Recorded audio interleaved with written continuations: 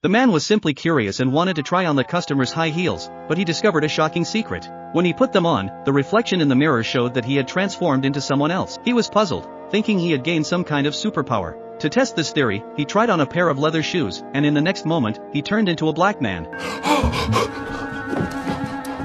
After calming down, he quickly touched his cheek and realized it felt completely real, nothing like a dream. Still in disbelief, he then tried on a pair of Oxford shoes, but there was no change. He assumed it was because he hadn't put them on properly, so he quickly gave them a good stomp. But his appearance remained the same. Suddenly, he remembered that both pairs of shoes had been repaired with a sewing machine, so he rushed downstairs to the old-fashioned sewing machine that had been passed down in his family. Without much thought, he began repairing the Oxford shoes. After fixing them, he tried them on again, and instantly, he transformed into an elderly man. It turned out that this ability to change appearances came from that magical sewing machine. Looking around at all the shoes in his house, he suddenly had a bold idea. If he wore a pair of high-end leather shoes, he would become a wealthy man. If he wore another pair, he could turn into a gangster. But if he accidentally put on the shoes of a dead person?